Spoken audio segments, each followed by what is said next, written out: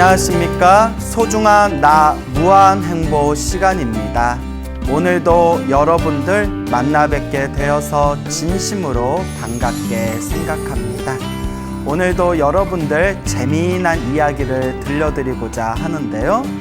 부처님 당시에 있었던 일입니다. 부처님 당시에 띠싸라는 이름을 가진 스님이 있었습니다. 그래서 이 띠싸라는 이름을 가진 스님이 있었는데 부처님 당시에는 20살이 넘어서 출가를 하면 비구라고 불렸고 20살을 넘지 않은 나이가 어린 스님들은 삼이라고 불렀습니다. 그래서 부처님 당시에는 20살을 넘고 출가를 하면 비구 스님이라고 불렀고, 그리고 20살을 아직 넘지 못한 스님들은 삼이 스님, 삼이승이라고 불렀습니다. 그래서 이 당시에 부처님 당시에 띠싸라는 그런 나이가 어린 삼이 스님이 있었는데, 이 띠싸 삼이에게는 아주 못된 버릇이 하나 있었다고 합니다. 어떤 버릇인가 하면 신도들이 공양을 올리면 항상 그 공양에 대해서 불평하거나 항상 그 공양에 대해서 허물을 지적하는 그런 아주 나쁜 버릇이 있었다고 합니다. 별로 좋은 습관은 아니죠.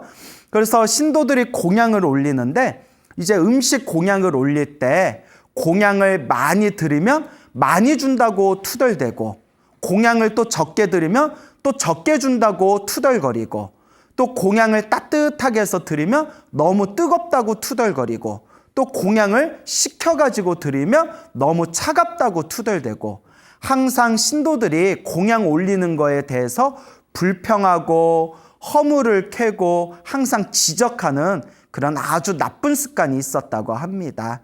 근데 이 띠싸 삼이 스님은 평소에 이렇게 신도들의 공양물에 대해서 이렇게 불평하고 허물을 지적하는 그런 안 좋은 습관이 있었음에도 불구하고 항상 자기가 자신의 가문이 아주 고귀한 가문이고 아주 높은 가문이고 아주 좋은 가문에서 자기가 출가하였다라고 늘 자랑을 했다고 합니다. 늘 사람들한테 우리 집안은 굉장히 지체 높은 집안이다. 우리 집안은 뼈대가 있는 집안이다. 우리 집안은 아주 고귀한 가문이다. 아주 혈통이 좋은 그런 귀한 가문이다 라고 항상 사람들한테 자랑을 했는데, 그때 이 띠싸 스님과 같이 지내고 있었던 많은 비구 스님들이 이렇게 의혹을 품게 됩니다.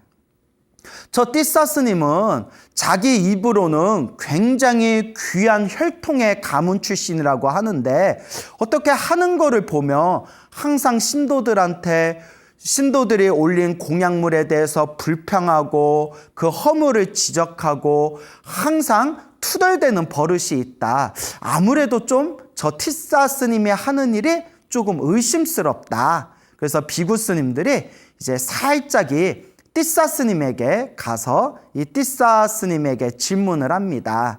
스님은 고향이 어디요? 스님은 출가하기 전에 어디에 있었어? 스님네 가족들은 어디에 살고 있어?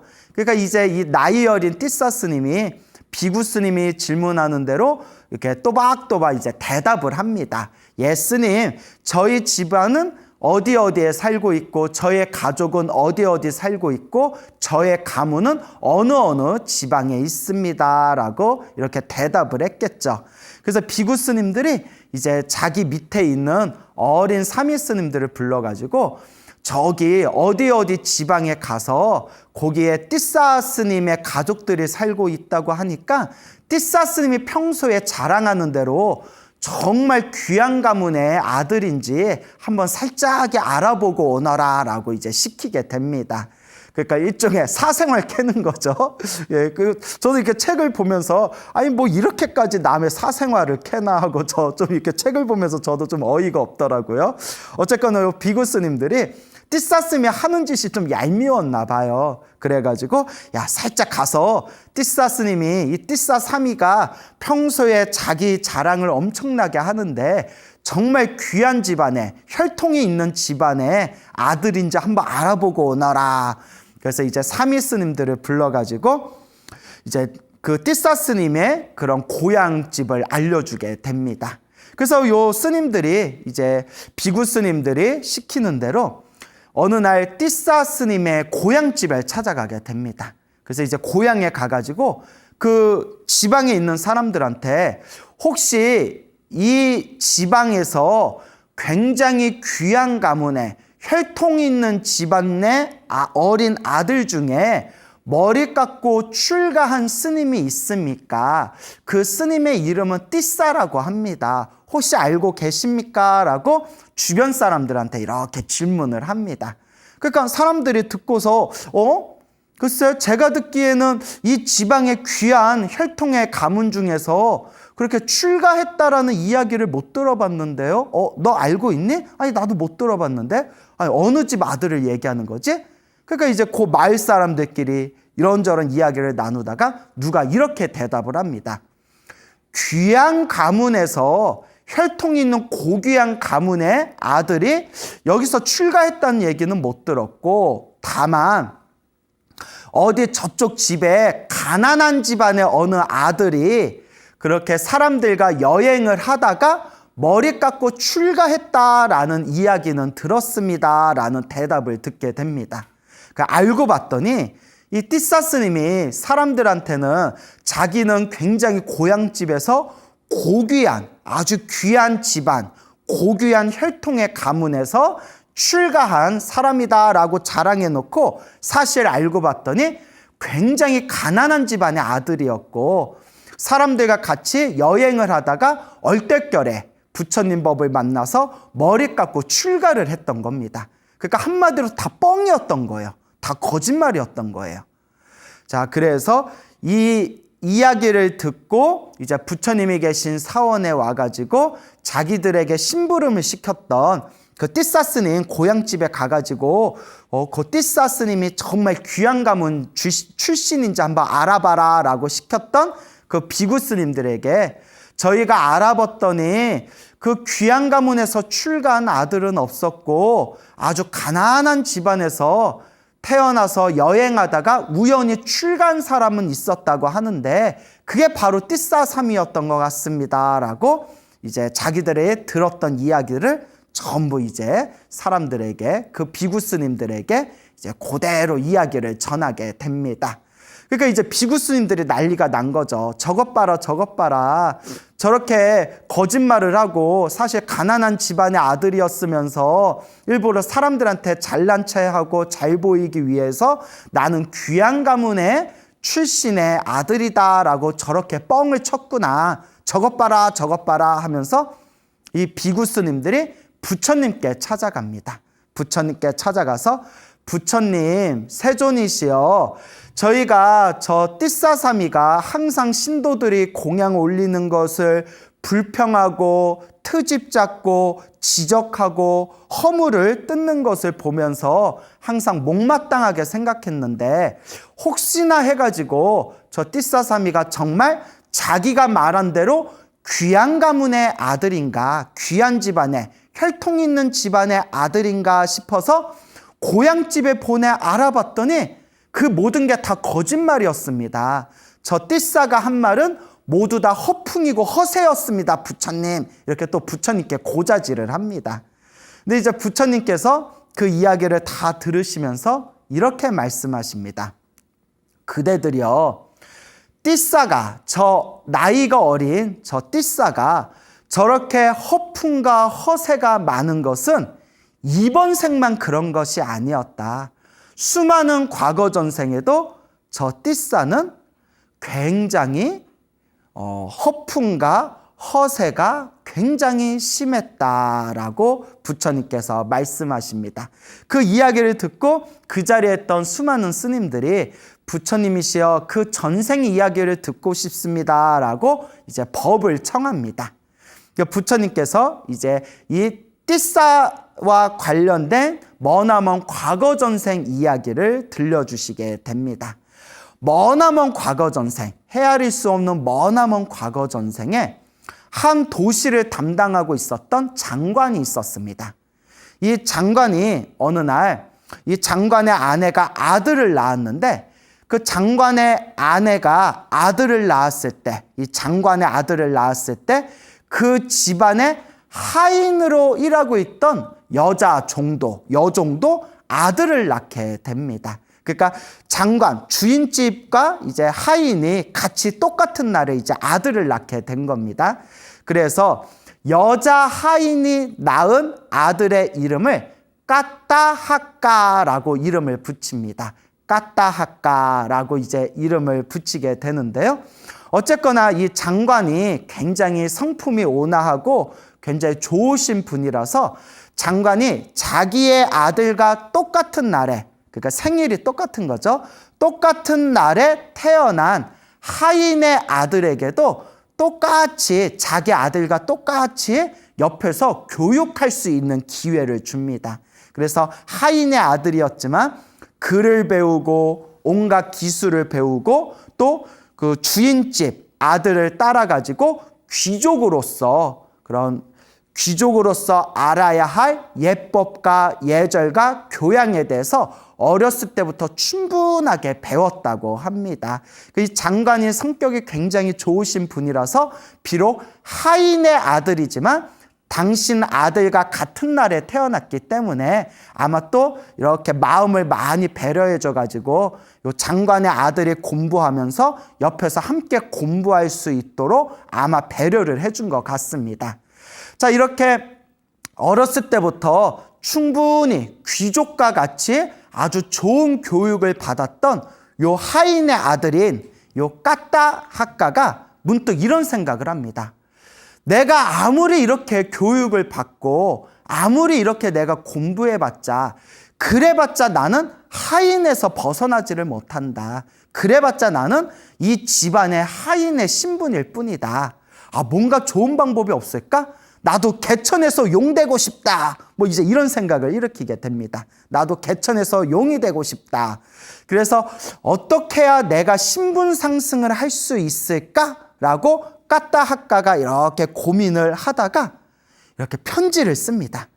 저쪽 옆에 있는 큰 도시의 어느 부잣집 상인에게 이제 편지를 씁니다. 뭐라고 편지를 쓰냐면 이제 스스로 장관의 이름으로 편지를 쓰면서 그 상인에게 이 편지를 가져간 젊은이는 나의 아들이요. 장관의 아들이요. 나의 아들이니까 이 편지를 가져간 젊은이와 당신 딸과 결혼을 시키시오라고 편지에 서류 조작을 하는 겁니다.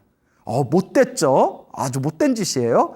그래서 이제 편지에다가 장관의 이름으로 편지를 쓰면서 요 편지를 가져간 젊은이는 나의 아들이니 그대의 딸과 결혼을 시켰으면 좋겠어라고 이제 서류 조작을 해가지고 이제 문서 조작이죠. 편지에다 이렇게 적은 뒤에 몰래 장관의 방에 가서 장관의 도장, 이제 지금으로 치면 인감 도장이겠죠. 도장을 꽝 찍은 뒤에 그걸 잘 붙여가지고 그 편지를 들고 옆 도시에 있는 큰 부잣집 상인의 집에 가서 그 편지를 이렇게 건네줍니다. 그러니까 그 상인이 딱 편지를 봤는데 편지를 보니까 장관이 자기한테 이 편지를 가져간 젊은이가 아들이니까 결혼을 시켰으면 좋겠어. 그걸 딱 보고는 너무나 기분이 좋은 거예요. 왜냐하면 한 도시를 다스리는 장관과 사돈을 맺을 수 있으니까 이제 눈에 욕심이 생겨가지고 그 젊은이가 진짜 아들인지 아닌지 따져보지도 않고 그 욕심에 눈이 멀어서 자기 딸과 이제 결혼을 시키게 됩니다. 그래서 딸과 결혼을 시키게 됐는데 이제 사기 결혼이죠. 사기 결혼죄입니다. 아주 못된 짓이에요. 어쨌거나 이렇게 이제 결혼을 했는데 이 까따하까는 어렸을 때부터 자기 주인집 아들과 귀족으로서 배워야 할 예절, 예법, 교양 같은 걸 충분히 숙련이 되어 있었기 때문에 하는 짓이 굉장히 귀족스러워서 그 상인도 그 아내도 아무도 이 사람이 그 가짜 아들이라는 것을 전혀 눈치채질 못했다고 합니다. 그래서 그 집안에서 풍요롭게 몇 날 며칠 동안 지내는데 요 까따하까가 근데 또 한 가지 이제 못된 버릇이 있는 거예요. 그 교만과 오만심이 생겨가지고 아내가 부인이 정성스럽게 이렇게 음식을 이렇게 올리면 막 음식의 맛이 있니 없니 그렇게 이제 반찬 투정을 하고 음식 투정을 하는 거예요. 그래서 옆에 있는 수많은 사람들은 어렸을 때부터 귀한 집안에서 자라가지고 저렇게 입맛이 까탈스러운가 보다. 저렇게 입맛이 까탈스러워서 이름이 까따학가인가 보다. 까탈스러워서 죄송합니다. 예. 어쨌거나 너무나 입이 참 까탈스럽다. 어렸을 때부터 귀한 집안에서 자라서 그런가 보다. 이제 이렇게 생각을 했답니다. 자, 그런데 요 장관의 집안에서는 난리가 난 겁니다. 어렸을 때부터 키웠던 그 하인이 까따학가가 갑자기 흔적도 없이 실종해 버리니까 아니 얘가 어딜 갔나? 얘가 어딜 갔나? 그래서 장관이 너무 걱정돼서 백방으로 사람을 풀어가지고 요 까따학가를 찾게 됩니다. 혹시 어디에 물에 빠져서 죽은 건 아닌가? 어디 산에서 길을 잃어서 굶어 죽고 있는 건 아닌가? 이렇게 이제 걱정이 됐겠죠. 그래서 널리 사람을 풀어서 찾아봤더니 놀랍게도 옆 도시에 친분이 있던 상인의 집에 딸과 결혼을 해가지고 거기서 사위로 살고 있다는 것을 알게 됩니다. 그래서 장관이 깜짝 놀래가지고 참 별일이다. 무슨 일이 있었나? 아니 어떻게 우리 집 하인이 저 부잣집 딸하고 결혼을 했을까? 그래서 며칠 후에 이 장관이 직접 그 까따학가가 있는 곳으로 찾아가고자 합니다. 그런데 까따학가가 그렇게 풍요로운 나날을 보내다가 자기가 모셨던 주인, 장관이 직접 자기를 찾으러 온다는 이야기를 듣고 쏘스라치게 놀랍니다. 아이고, 이거 걸렸다가 난 큰일 나는데. 나 이거 완전 사기 결혼이 완전히 들통나는데. 너무나 마음이 쫄리는 거예요. 그래서 고민하면서 도망갈까? 어디로 도망갈까? 어디로 날라버릴까? 고민하다가 우리 주인이신 장관님은 너무나 착하고 마음이 너그러운 분이시니까 차라리 우리 주인 어른에게 내가 샅샅이 내가 사정하고 잘못을 빌고 차라리 우리 장관님을 내가 설득시키는 게 낫겠다라고 이제 꾀를 냅니다. 그 잔머리가 참 기가 막히게 잔머리가 잘 돌아가는 인간이에요. 그래서 이 까따학가는 이제 장관이 오기로 한 날에 미리 멀리 나가서 앞에서 마중하고 있다가 이제 장관이 왔을 때 장관 옆에서 지극정성으로 옆에서 어깨도 주물러드리고 발도 닦아드리고 옆에서 하인으로서 할 수 있는 최고의 그런 어떤 예절을 이렇게 주인에게 보입니다. 그러면서 장관의 마음을 싹 녹인 뒤에 이제 까따학가가 하는 말이 주인님, 제가 정말 죽을 죄를 졌습니다. 제가 미쳤나 봅니다. 사실은 제가 이런 꾀를 내서 제가 이렇게 저 부잣집 딸과 결혼을 하게 되었습니다. 주인님 정말 죄송합니다. 저도 평생 하인으로 살면서 이렇게 허무하게 죽느니 저도 높은 신분을 얻고 싶다는 그런 욕망에 제가 이런 짓을 저지르게 되었습니다. 주인님 제발 용서해 주십시오 하는 겁니다. 그러니까 이 장관은 그 얘기를 듣고 참으로 기가 막히고 코가 막힐 일이지만 근데 가만히 보면 이 장관이 굉장히 성격이 좋으셨던 분인 것 같아요. 그래서 그 자기가 어렸을 때부터 키웠지 않습니까? 어떻게 보면 어렸을 때부터 키웠던 정이란 게 또 있지 않습니까? 그래서 까따학가의 머리를 어루만져 주면서 그래 알겠다. 내가 다 용서하겠다. 내가 너의 장인어른한테는 아무 말도 하지 않고 내 아들이 맞다라고 내가 말해주겠다라고 그렇게 이제 까따학가를 포용을 하게 됩니다. 근데 이게 꼭 좋은 건 아니에요. 어떻게 보면 사기 결혼 친 거를 또 옆에서 도와준 거나 다름이 없잖아요. 그런데 성격이 굉장히 좋았던 분인 것 같아요. 그 장관님이. 그래서 까따학가와 같이 그 부잣집에 가서 까따학가와의 그 장인 어른과 함께 이제 담소를 나누면서 좀 이런저런 대화를 나누면서 내 아들을 잘 부탁합니다라고 이렇게 인사까지 잘 나눴다고 합니다. 그러면서 이 장관이 그 집에서 나오기 전에 이제 까따학가의 이제 부인을 불러가지고 이제 이런저런 대화를 하면서 혹시 까따학가가 너를 힘들게 하거나 괴롭히지는 않느냐라고 장관이 이렇게 이제 질문을 합니다. 그러니까 요 까따하까의 아내가 되는 이 여자가 하는 얘기가, 뭐 다른 거는 다 괜찮은데 아니 이렇게 밥 먹으라고 음식을 올리면 자꾸 음식 투정을 하고 밥 투정을 합니다. 너무 입이 예민하고 까탈스러워서 그게 좀 피곤합니다 하니까, 그때 이제 장관이 이렇게 웃으면서 내가 노래 하나를 가르쳐 줄 테니까 만약에 너의 남편 까따하까가 또 음식 투정을 부리면 이 노래를 불러라. 이 노래를 부르면 모든 게 다 해결이 될 것이다 라고 하면서 장관이 이제 그 아내 까따하까의 이제 부인에게 짧은 노래 하나를 가르쳐 줬다고 합니다. 짧은 노래 하나를 가르쳐 줬는데 노래가 좀 이상해요. 노래 가사가 좀 이상한데 요 까따하까의 부인은 이게 어떤 의미가 있고 어떤 내용인지는 전혀 모르고 그냥 노래 가사가 좀 이상하다. 그래도 내 시아버지 되는 분이 가르쳐 준 거니까 나중에 써먹어야 되겠다라고 그걸 잘 기억을 해놨다고 합니다. 그래서 어느 날 또 남편이 까따하까한테 또 음식을 이렇게 올렸는데 까따하까가 또 밥 투정을 했대요. 또 까탈스럽게 밥 투정을 했을 때 이제 아내가 속상하잖아요. 속상하고 마음이 상했을 때 번쩍하고 자기에게 가르쳐준, 그 장관이 가르쳐준 그 노래 가사가 떠오릅니다. 그래서 다음과 같이 그 노래를 불렀다고 합니다. 짧은 건데 이렇게 노래를 부릅니다. 그렇게 허세를 부리면 진실을 말할 거예요. 진실을 말할 거예요.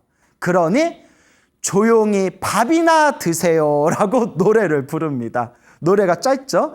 그렇게 허세를 부리면 진실을 말할 거예요. 그러니 조용히 밥이나 드세요. 그 노래를 딱 부르는 순간 도둑이 재발저린다고 하지 않습니까? 도둑이 재발저리듯이 까따하까가 깜짝 놀라면서 혹시 내 비밀을 안 거 아냐?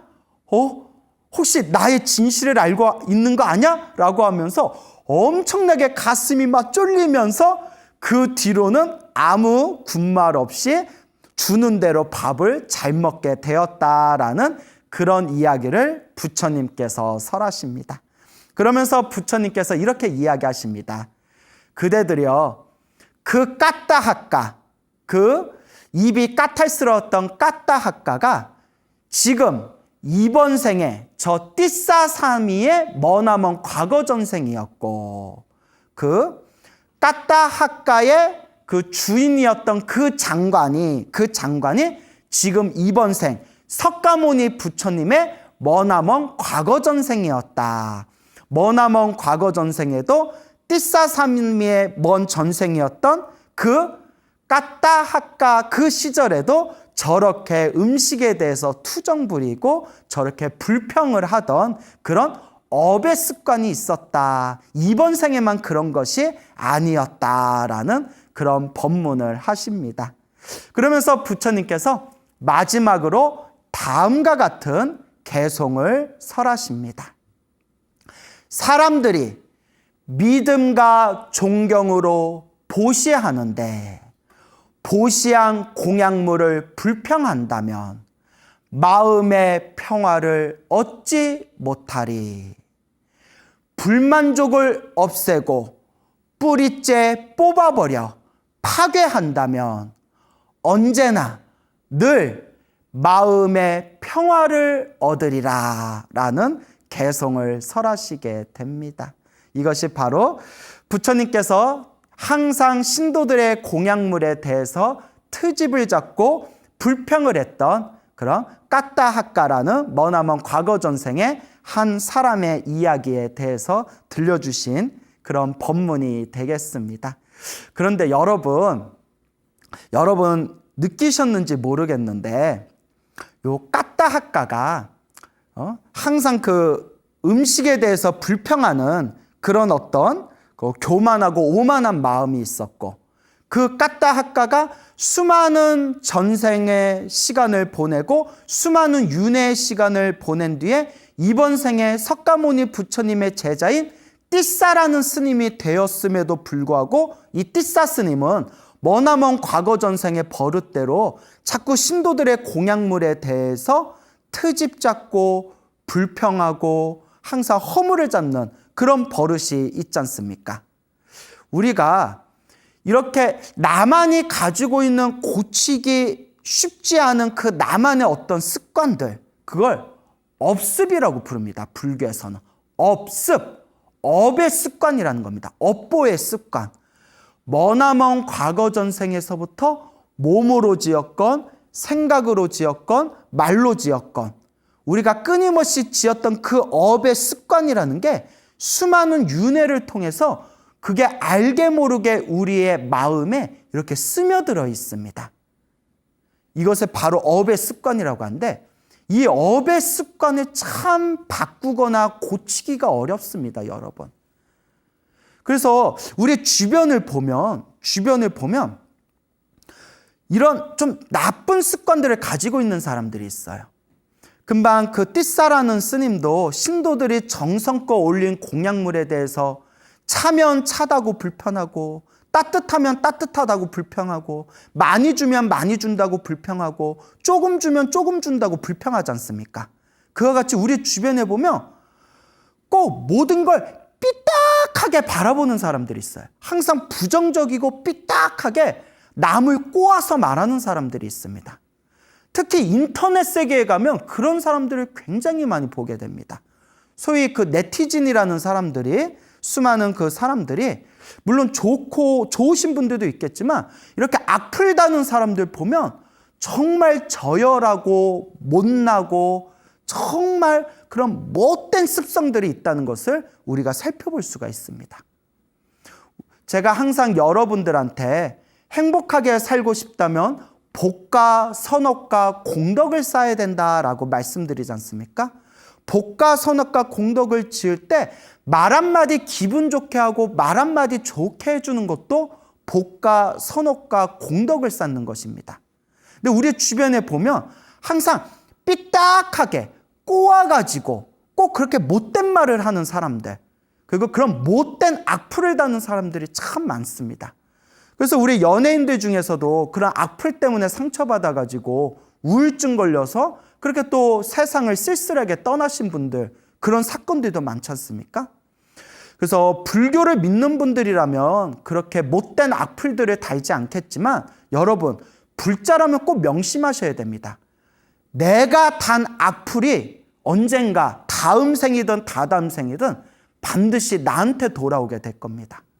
내가 입으로 지은 업보가 언젠가 나한테 돌아오게 되듯이 내가 지은 수많은 악플이라든가 그런 수많은 나쁜 삐딱하고 꼬아서 사람을 비꼬는 그런 자세도 언젠가 나쁜 업이 되어서 나한테 돌아오게 될 것입니다. 그렇기 때문에 인과법을 정말 믿는 불자분들이라면 항상 한마디 말을 하더라도 덕스럽게 말하는 습관을 들어야지 사람들을 비꼬고 꼬아서 부정적으로 말하고 사람 가슴에 못을 받는 그런 독한 이야기를 한다면 내가 그동안 쌓았던 선업과 공덕을 모두 잃어버리게 될 것입니다. 그런데 정말 불심이 있고 착하시고 복과 선업을 짓고자 노력하시는 불자님들이라면 이런 이야기 안 해도 알아서 잘 닦으실 텐데 불심이 없거나 인과 업보를 철저하게 믿지 않는 분들은 너무나 무서운 그런 좋지 못한 악업의 습관 속에 빠져들어서 그런 안 좋은 업보로 자신의 복을 까먹는 경우가 많습니다. 그렇기 때문에 항상 우리 불자님들께서는 남한테 이야기를 하더라도 최대한 나쁜 이야기는 안 하도록 노력해야 되고, 그리고 당연히 우리 그런 불심이 깊은 불자님들은 그러실 분들이 전혀 없겠지만 다른 사람들에 대해서 그런 나쁜 악플을 단다거나 못된 악플을 달아서는 절대 안 됩니다. 근데 세상이 너무나 혼탁해요. 정말 세상이 너무나 혼탁합니다. 정말 저는 이제 사찰에 있으면서 부처님의 가르침 덕분에 이렇게 사찰에서 보호받으면서 살고 있지만 정말 한 걸음만 저 사회에 들어가면 정말 혼탁하고 못되고 정말 악귀 같은 사람들이 너무나 많습니다. 뉴스 같은 데도 그런 악귀 같은 사람들 이야기가 많이 나오지 않습니까? 그래서 오히려 착한 사람들, 마음을 닦는 사람들, 사람들에게 좋은 일을 베푸고 자비심이 있는 사람들이 오히려 피해를 보고 있는 세상이 바로 이 말법 시대요, 오탁 악세의 시대인 것 같습니다. 하지만 제가 항상 말씀드리지만 이런 흉악한 세상에 태어난 것 자체도 내가 지은 업이고, 내가 저런 흉악한 인간들을 만난 것 자체도 결국 내가 지은 업보고 내가 지은 인연법이다. 그러니 이번 생에 잘 닦고 마음을 잘 닦으면서 선업과 공덕을 많이 쌓을 수밖에 없습니다. 그래서 이와 같이 우리 주변의 사람들을 보면 정말 이 못된 업의 습관을 가지고 있는 사람들이 많습니다. 이게 남 얘기가 아니에요, 여러분. 저도 저만의 좋지 못한 업의 습관이 있겠지만 실제로 제가 절에 있다 보면 절에 다니는 신도들조차도 굉장히 말을 함부로 내뱉고 굉장히 그 성격에 앙칼지고 못되고 주변 사람들한테 민폐를 끼치는 그런 못난 신도들이 우리 주변에 은근히 많습니다. 우리 불자들은 부처님의 가르침을 닦으면서 진지하게 고민을 해봐야 됩니다. 그래서 제가 신도분들한테 항상 하는 이야기가 있습니다. 여러분, 자비심을, 이 자비를 널리 베풀지는 못할 만정 열심히 수행하고 이 자비, 대자대비한 이 마음을 널리 펼치지는 못할 만정 민폐는 끼치지 맙시다. 남한테 폐는 끼치지 맙시다 라는 말씀을 자주 드립니다. 이게 그냥 웃고 넘어갈 일이 아닙니다. 이번 생에 우리가 부처님처럼 살지는 못할 만정 최소한 남한테 폐는 끼치지 말자. 그런데 우리 이 세상에는 너무나 못된 사람들이 많습니다. 그리고 제가 아시는 불자님들 중에서도 정말 좋은 마음을 가지고 살아가려 하더라도 좋은 마음을 가지고 살아가려는 그 사람들을 호구로 여기고 그런 사람들을 무시하면서 아주 못된 짓을 하는 그런 악귀 같은 사람들이 주변에 너무 많은 것 같습니다. 이럴 때일수록 우리 불자님들께서는 더욱더 내 마음을 닦으면서 항상 내가 복과 선업과 공덕을 쌓으면서 지금 이 세상보다 지금 이 몸보다 더 좋은 곳에 태어나리라 라는 마음으로 항상 선업을 닦으셔야 됩니다. 거듭 말씀드리지만 이런 세상에 태어나서 이런 괴로움을 당하는 것 자체가 결국은 우리가 지은 인연법이기 때문에 내가 지은 그 인연법을 아름답게 닦아 나아가야 됩니다. 알게 모르게 우리에게 은은하게 스며들어져 있는 이 업의 습관, 이 업보의 습관, 나쁜 업보의 나쁜 습관이 있다면 그것을 끊임없이 소멸하고 녹여낼 수 있도록 노력하셔야 됩니다. 절에 오래 다니신 신도님들조차도 그 싸나운 성격, 그 사람들한테 말을 함부로 내뱉는 그런 구업 같은 거를 평생 못 고치는 분들이 굉장히 많습니다. 그래서 이 광우 스님의 소나무를 보고 나도 이제 절에 열심히 다니면서 기도해야지 하고 절에 다니시던 젊은 불자님들 중에서 절에 오래 다니시는 분들이 막 텃세를 부려가지고 마음에 정내미가 떨어져서 절에 안 다닌다고 하는 분들도 있을 정도입니다. 정말 우리 불자님들이 반성하셔야 됩니다. 제가 항상 하는 이야기, 복 지으러 절에 왔는데 오히려 복을 까먹고 있지는 않은가. 항상 냉정하게 자기 자신을 잘 살펴보셔야 됩니다. 정말 이 사바세계는 오탁악세, 참으로 살아가기 힘든 시대입니다. 그래서 더욱더 마음을 잘 닦아야 됩니다. 부처님 당시에 있었던 일입니다. 어느 거사님이 있었는데 어느 그 거사님이 이렇게 길을 가다가 저 숲에서 스님들이 모여가지고 이렇게 가사를 이렇게 정돈하고 있는 모습을 이렇게 봤습니다. 그 아침 일찍 스님들이 모여서 이렇게 숲에서 가사를 정돈하고 있는데 그 숲에 풀이 너무 길게 자라서 아침에 풀에 이슬이 맺혀 있다 보니까 스님들의 승복에, 요 가사 승복에 그 풀에 잔뜩 묻어 있는 그 이슬의 그 물방울들이 스님들의 가사를 지저분하게 이렇게 축축하게 다들 적셔버리는 겁니다. 그걸 보고 너무 안타까운 생각이 들어서 이 거사님께서 낫을 들고 가가지고 스님들이 가사를 추스리고 정돈하는 그 숲의 그 공간에 풀들을 다 깨끗하게 다 베어버렸다고 합니다. 그래서 기분 좋게 또 자기가 풀을 벤 그곳에 이렇게 가봤더니 또 스님들이 편안하게 이렇게 가사를 또 이렇게 추스리고는 계시는데 이번에는 풀이 없으니까 그 바닥에 있는 그 흙들이 젖어 있는 흙들이 덕지덕지 스님들의 가사 승복에 지저분하게 묻어 있는 것을 보게 됩니다. 그래서 이 거사님이 또 다시 그곳에 가가지고 깨끗한 하얀 모래로 그 스님들이 가사를 추스리는 그 공간에다가 깨끗한 모래를 이렇게 깔아놨다고 합니다. 그래서 이제 스님들이 깨끗한 모래를 깔아놨기 때문에 이제 가사를 추스릴 때에도 가사가 크게 지저분해지지 않게 되었는데 어느 날 봤더니 또 하늘에 햇볕이 뜨거울 때 요 스님들이 그 뜨거운 햇볕 아래에서 땀을 흘리면서 또 가사를 이렇게 추스리고 있는 걸 보게 됩니다.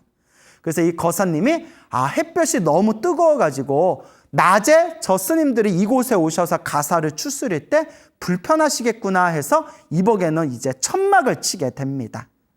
천막을 다 쳐놨는데 또 어느 날 가봤더니 비가 심하게 오는 날에 그 비들이 천막 사이로 물이 줄줄 새는 것을 보게 됩니다. 그래서 거사님이 큰 마음을 일으켜서 당신의 재산을 희사해가지고 그곳에다가 자그마한 건물을 짓게 됩니다.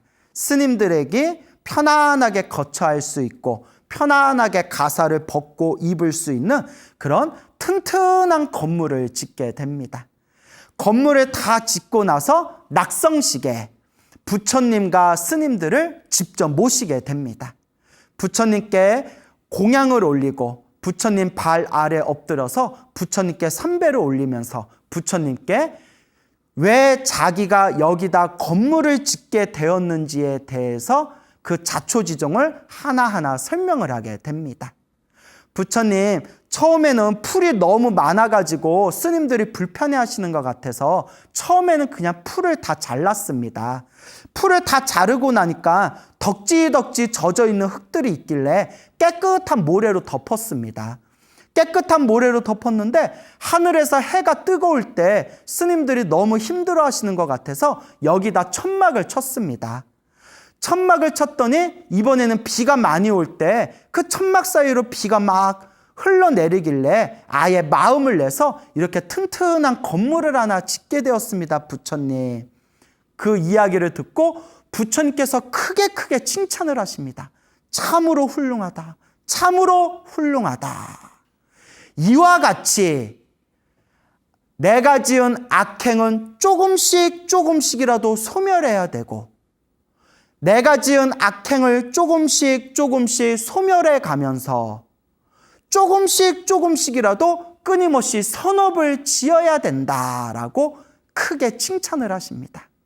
그리고 부처님께서 다음과 같은 개송을 설하십니다. 차근차근 조금씩 자주 지혜로운 이는 자신의 더러움을 닦아낸다. 마치 은을 다루는 사람이 은에서 불순물을 제거하듯이 은을 다루거나 금을 다루는 사람들이 그 금과 은에 있는 불순물을 조금씩 닦아가면서 제거하듯이 지혜로운 사람은 차근차근 조금씩이라도 자주 자신의 더러움을 닦아낸다. 우리 중생들이 시작 없는 옛적부터 몸과 말과 생각으로 얼마나 많은 업들을 지어왔던가.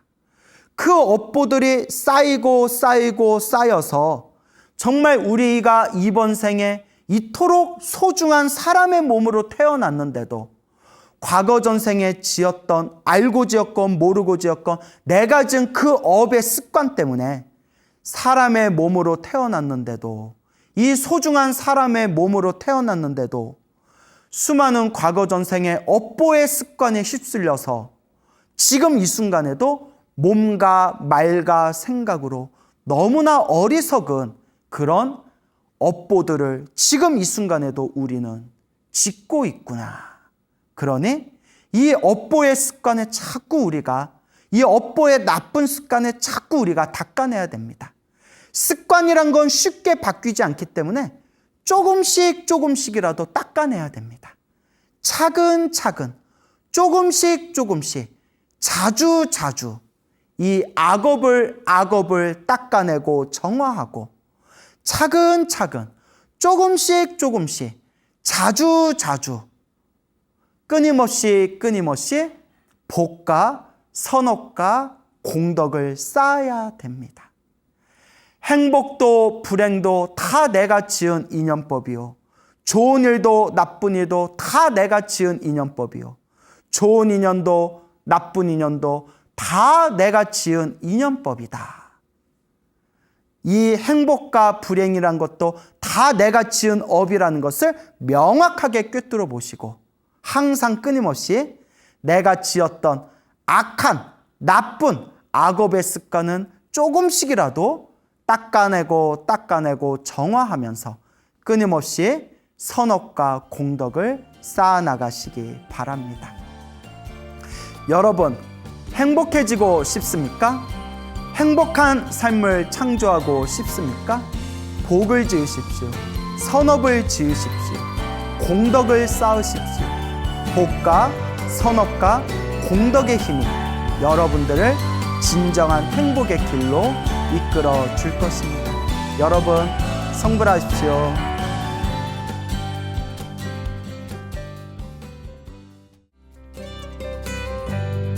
안녕하십니까? 소중한 나 무한 행복 시간입니다. 여러분 만나 뵙게 되어서 참으로 반갑습니다. 여러분, 오늘 제가 책 한 권을 가져왔는데요. 제목이 소나무 스님의 숭늉처럼 속편한 이야기, 가시를 거두세요 라는 책입니다. 제목이 가시를 거두세요. 근데 여기 책에 큰 사진이 있어요. 요 스님 한 분이 계시는데 누구랑 많이 닮았죠? 예, 광우스님이랑 닮았네요. 그래서 제가 이번에 새로 신간을 출간하게 되었습니다. 그래서 우리 소나무 팬분들을 위해서 신간 기념으로 친필 사인 이벤트를 준비했습니다. 우리 소나무 팬분 여러분들 많이 동참하셔서 또 광우 스님의 친필 사인 이 이벤트에 책을 받아보시기 바랍니다. 자, 여러분들께 이 책에 나와 있는 내용 중에서 한 토막 여러분들을 위해 읽어드리겠습니다. 한번 잘 귀를 기울이고 경청해 보시기 바랍니다.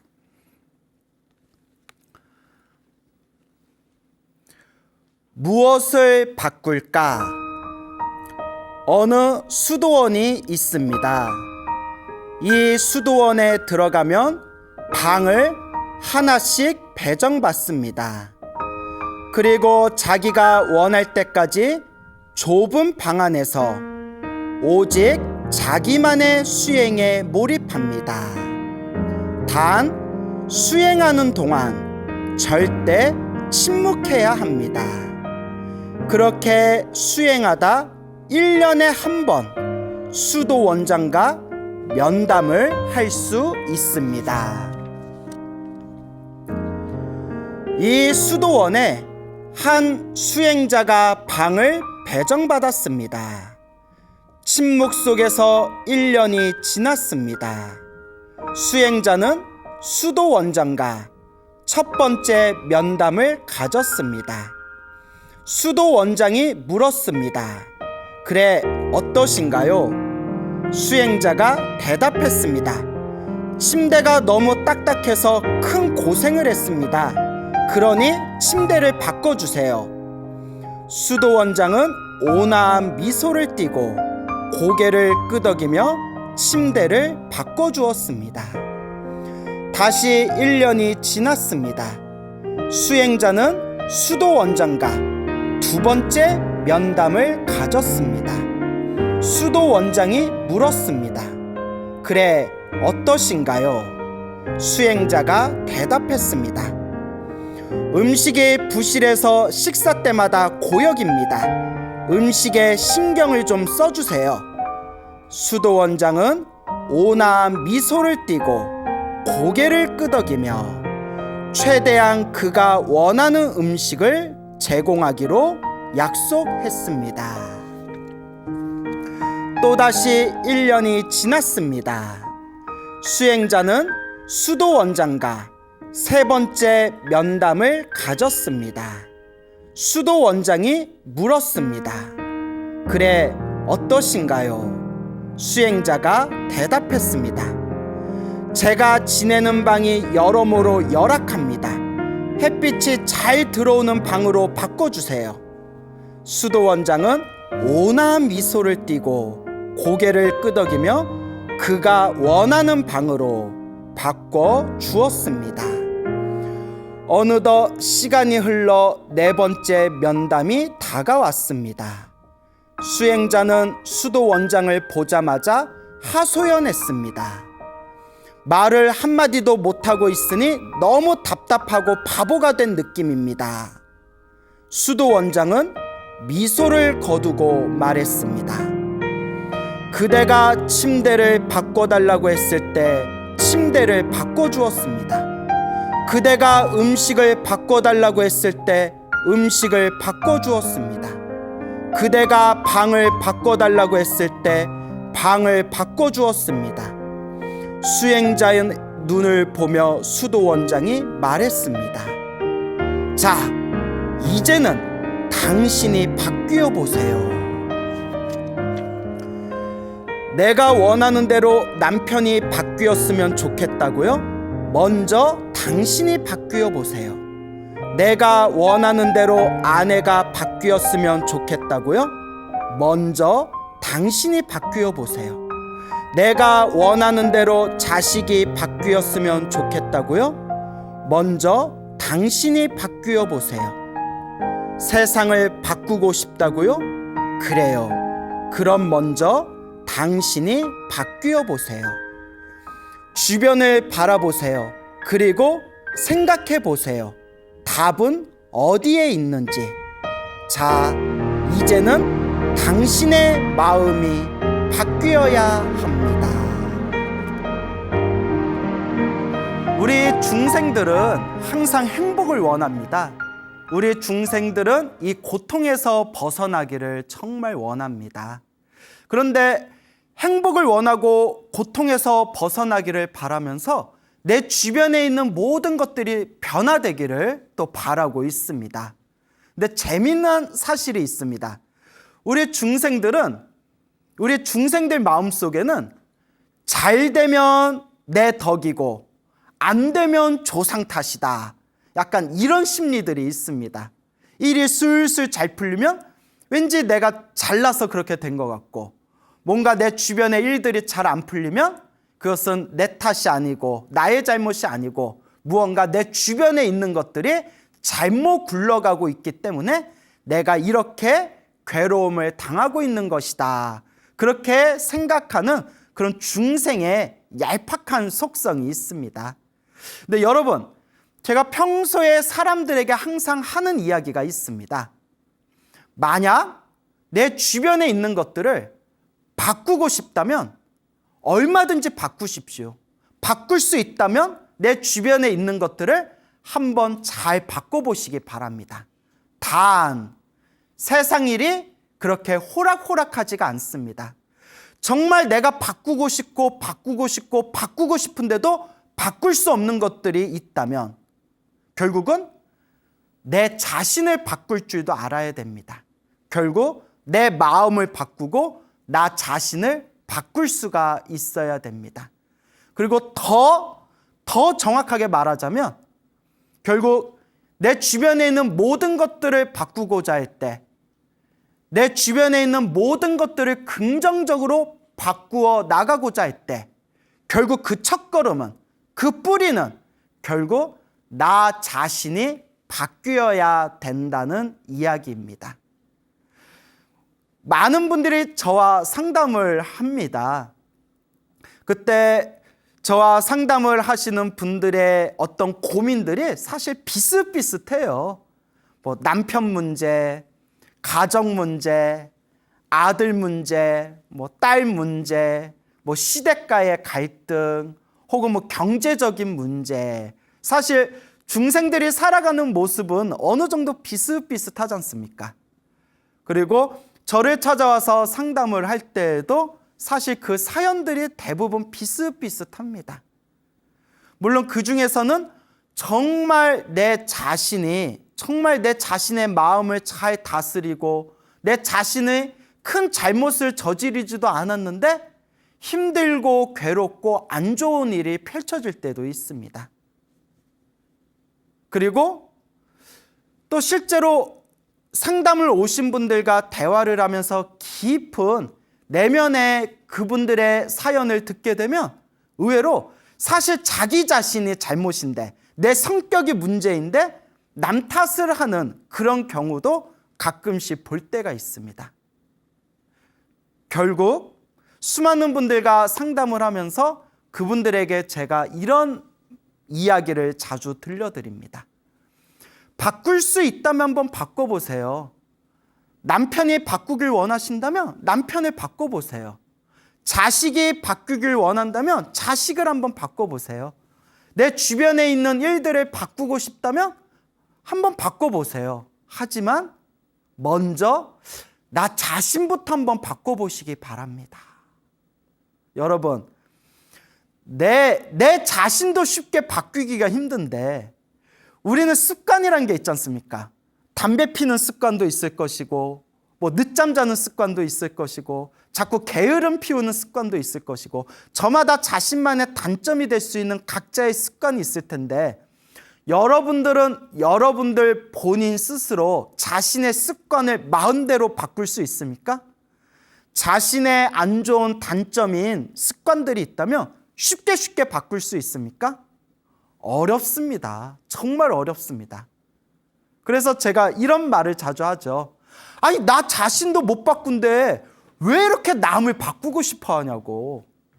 내 자신도 쉽게 못 바꾸면서 왜 자꾸 남한테는 바뀌라고 강요를 하냐고. 그래서 이렇게 저는 말을 합니다. 먼저 나 자신부터 한번 바꿔보세요. 남편을 바꾸고 싶다면 불자님이 먼저 자신의 마음부터 한번 바꿔보세요. 자식을 바꾸고 싶다면 자식이 내 마음에 쏙 들게 바꾸기를 바라기보다 먼저 내 마음을 더 폭넓게, 더 긍정적으로, 내 마음을 더 넓게 한번 바꿔보세요. 당신의 주변에 있는 수많은 일들이 긍정적으로 변하기를 원하신다면 먼저 내 마음부터 긍정적으로 한번 바꾸어 보세요 라고 말씀을 드립니다. 결국 불교는 자기로부터의 혁명입니다. 불교는 결국 자기 마음부터 바꾸어 나가는 것, 내 마음을 깨치고 내 마음을 다스리고 내 마음을 길들일 수 있는 것. 결국 불교의 수행은 자기 마음에서 시작됩니다. 그래서 부처님도 그런 말씀을 하시지 않았습니까? 저 100만 대군을 무찌른 저 무사보다도 자기 마음을 다스린 수행자가 훨씬 더 용감하고 고귀한 전사이다. 그런 말씀을 경전을 보다 보면 우리가 배우게 됩니다. 그러니까 100만 대군을 무찌르는 것은 정말 대단한 일이지만 자기 마음을 이기고 자기 마음을 다스리고 자기 마음을 잘 관리할 수 있다는 것, 내 마음부터 변화되어질 수 있다는 것, 그것이 사실 훨씬 더 중요하고 훨씬 더 어려울 수도 있고 훨씬 더 가치가 있는 일입니다. 여러분의 삶을 아름답게 바꾸고 싶다면, 여러분들 주변의 일들을 긍정적으로 바꾸고 싶다면 먼저 명심하십시오. 나 자신부터 바꾸어야 한다. 내 마음부터 바뀌어야 된다. 나 자신을 바꿀 수 있는 것, 그것이 바로 불교 수행이 되는 것입니다. 제가 재미난 옛 이야기 하나 들려드릴까 합니다. 그 중국 청나라 시대 때 스님이 한 분 계셨어요. 요 스님이 계셨는데 이 스님께서 법명이 수암 스님이세요. 수암 스님. 이 수암이라는 스님이 중국 청나라 시대 때 계셨는데 어렸을 때부터 그렇게 성깔이 못됐대요. 아주 성격이 못되고 아주 성깔이 못되고 그리고 공부도 하지 않아서 아주 무식했답니다. 근데 이렇게 포악하고 성격도 거칠고 성깔이 있었던 이 사람이 그래도 전생에 부처님과 무슨 인연이 있었는지 또 머리를 깎고 출가를 합니다. 또 머리를 깎고 다 출가를 했어요. 그런데 사람이 쉽게 변하지가 않습니다. 아까도 말씀을 드렸지만 사람 습관이라는 게 그렇게 쉽게 변하는 게 아니지 않습니까? 그래서 자기가 출가하기 전부터 어렸을 때부터 성격이 못되고 포악하고 성깔 있고 막 꼬라지 부리고 그 성격 그대로 출가한 뒤에도 그 못된 성격을 버리지를 못했다고 합니다. 그러니까 오랫동안 절집에서 머리 깎고 승려로 생활하면서 그 못된 성격을 못 버리고 주변 사람들하고 자꾸 부딪히는 거예요. 자꾸 부딪히고 자꾸 싸우고 말도 한 배로 내뱉고 이걸 우리가 전문 용어로 트러블 메이커라고 하죠. 트러블 메이커. 오랜만에 영어 썼습니다. 트러블 메이커. 자, 이렇게 어디 가나 사고를 치는 스님이었는데 이 수암 스님이 이 성격이 못되고 이 싸납게 그지없고 이 무식한 수암 스님이 어느 날 절에서 요리를 해주는 주방장하고 대판 싸움이 났답니다.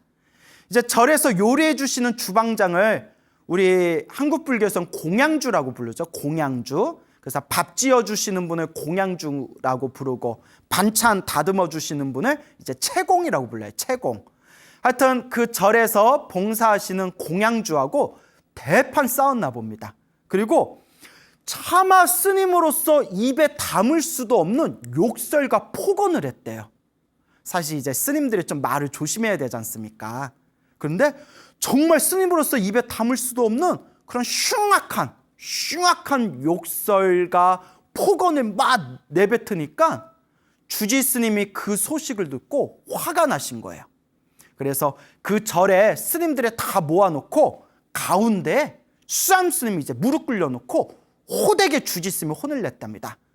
너 수암아, 너 그 못된 버릇을 아직도 못 고치고 네가 머리 깎고 스님이 된 지 벌써 몇 년은 지났는데 너는 어떻게 스님이 되기 전이나 스님이 된 후나 그렇게 그 못된 성격을 버리지 못하고 그렇게 입에 담을 수도 없는 욕설과 폭언을 사람들에게 내뱉을 수가 있냐?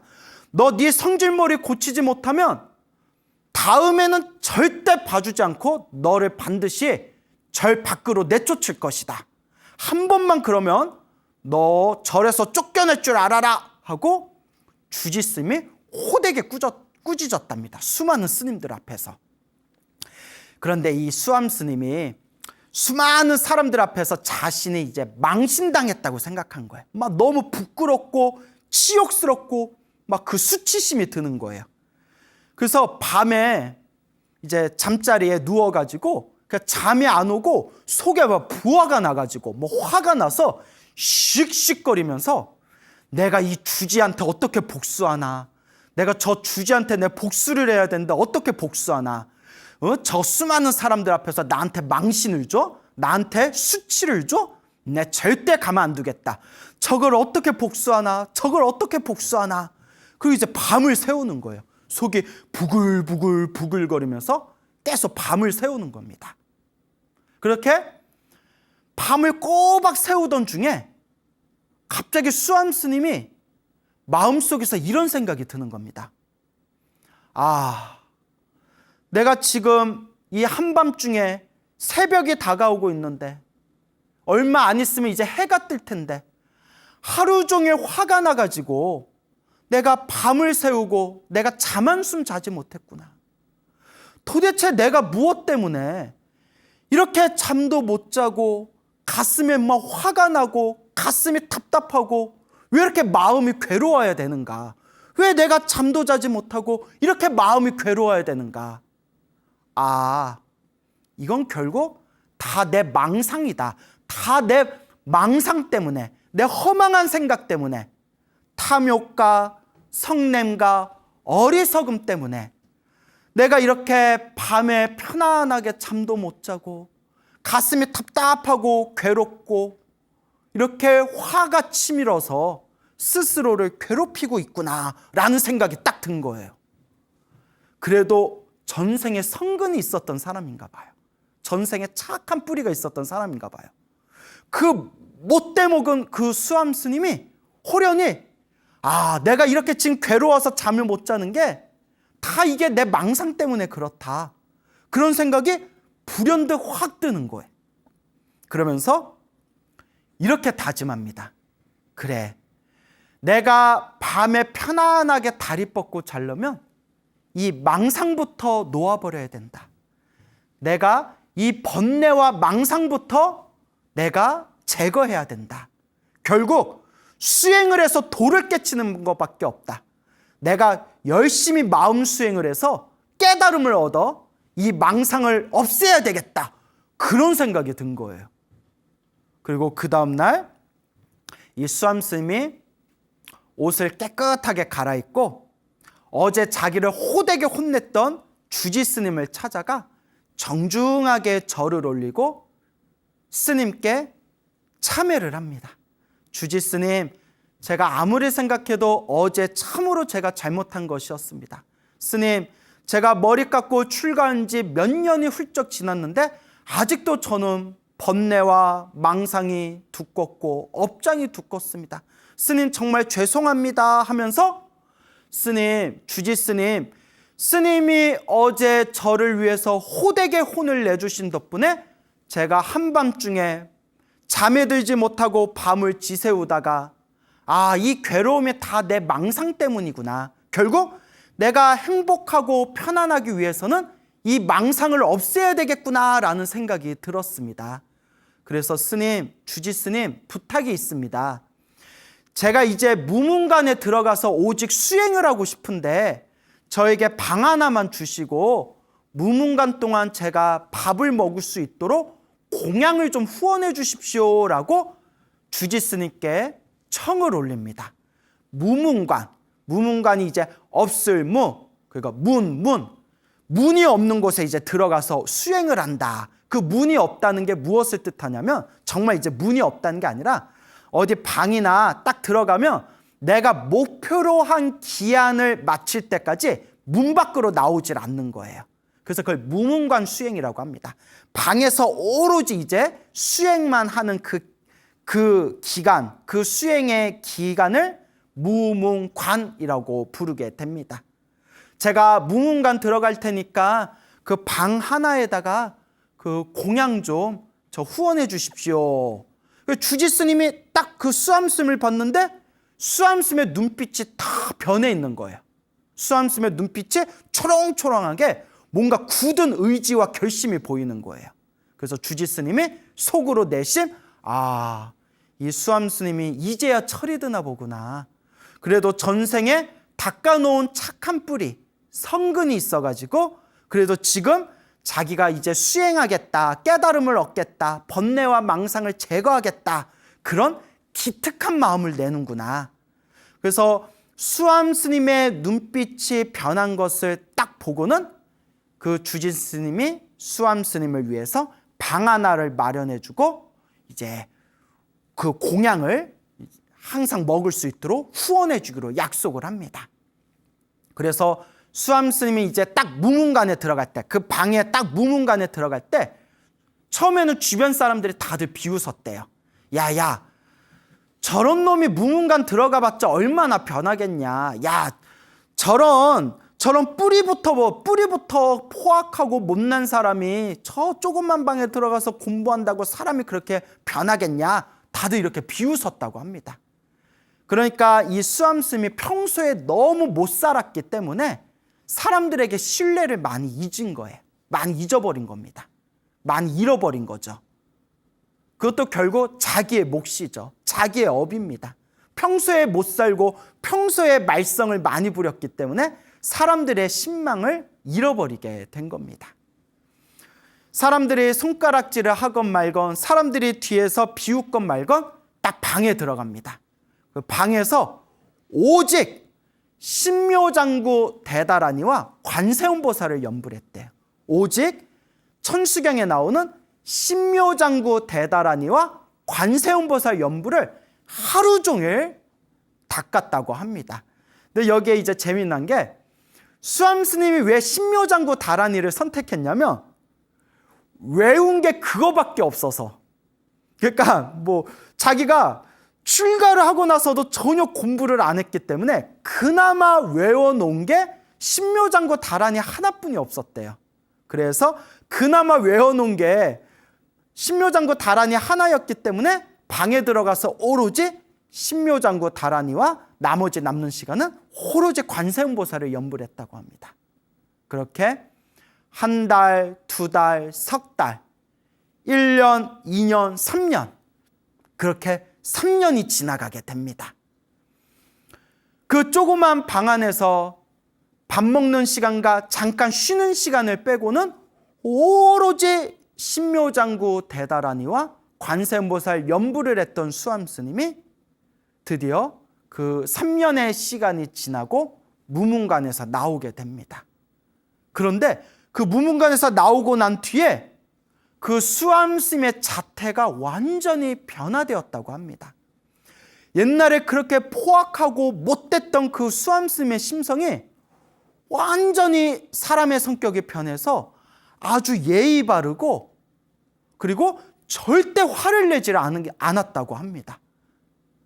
그리고 항상 사람들한테 거친 말을 내뱉었던 이 수암 스님이 항상 사람을 대할 때에도 공경하는 마음으로 항상 조심스럽게 사람에게 말을 건넸다고 합니다.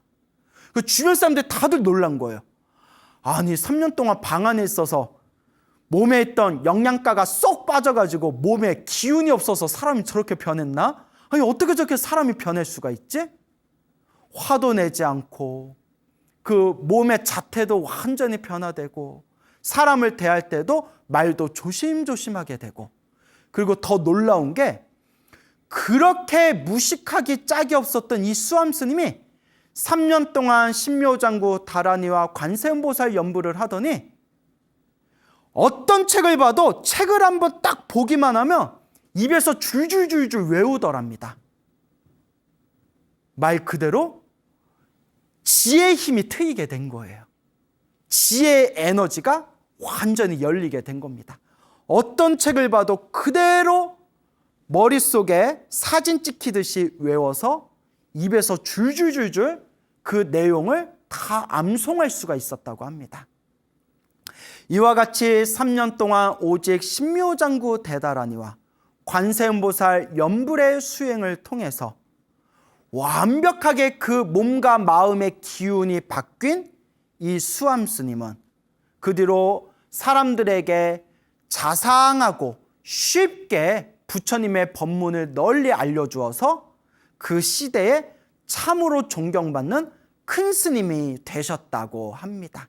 이것이 그 청나라 시대 때 수암화상이라는 그런 큰 스님의 일화가 되겠습니다. 여러분, 원래 사람은 쉽게 안 변해요.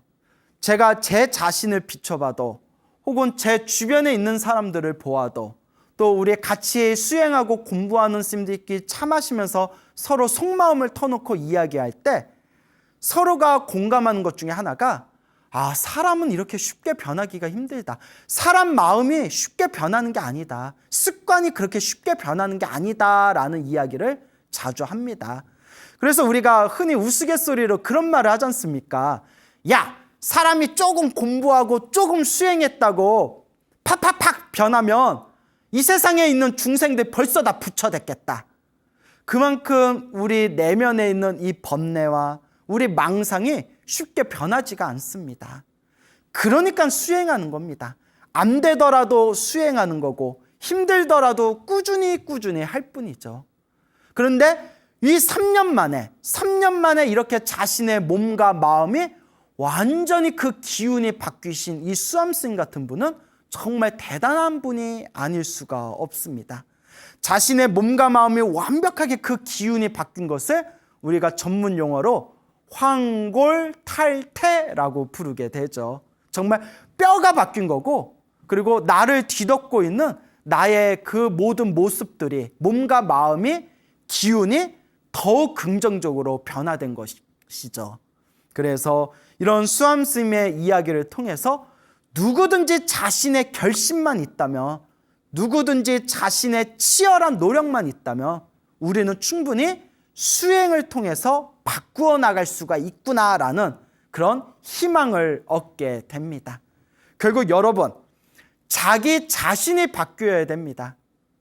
그 수암스님이, 그 못되고 포악한 성격을 가지고 있던 수암스님이 주지스님에게 꾸짖음을 받고 나서 정말 주지스님한테 해코지를 하고 그 포악한 자신의 못된 성격을 끝내 바꾸지 못했다면 과연 이 수암스님이 존경받는 수행자가 될 수 있었을까요?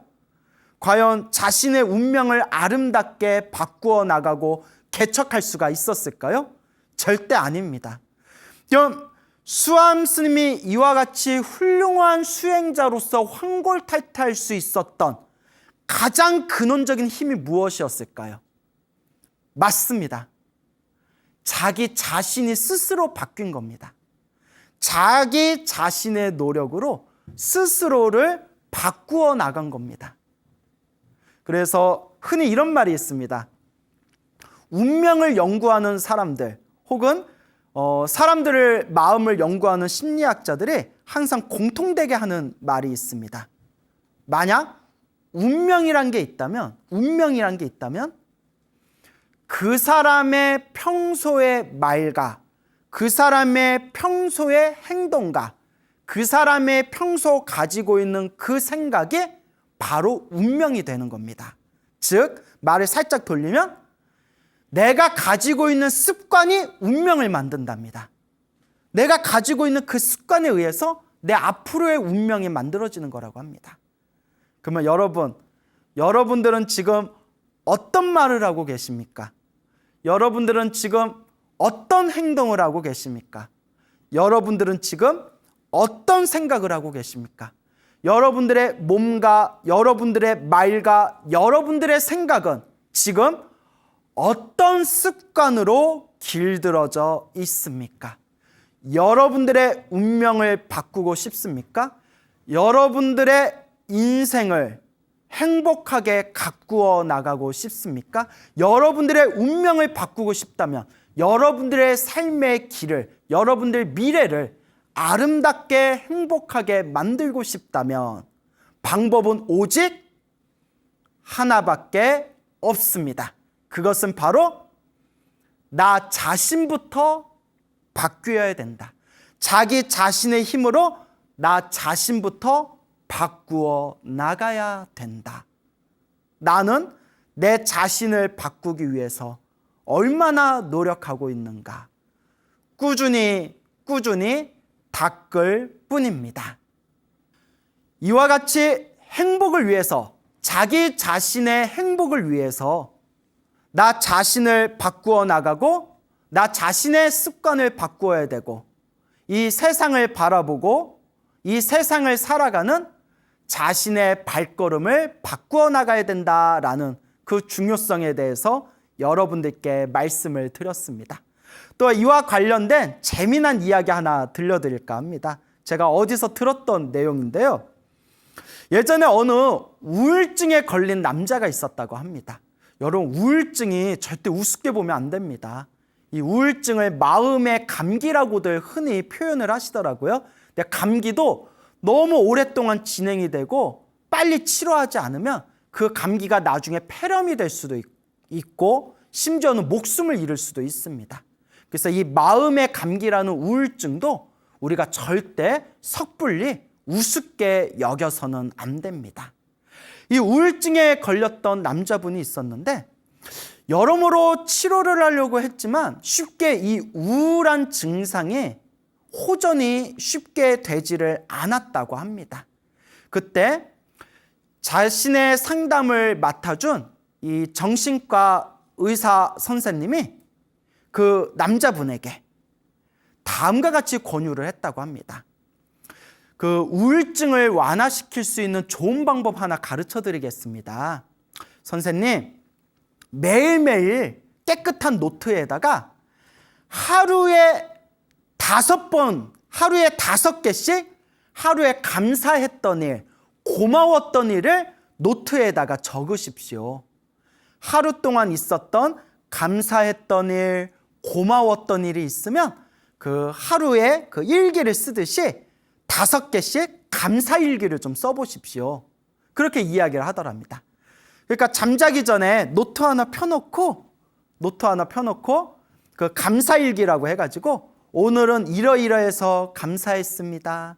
오늘은 이런 일이 있어서 감사했습니다. 이렇게 하루에 5개씩 쓰는 거예요.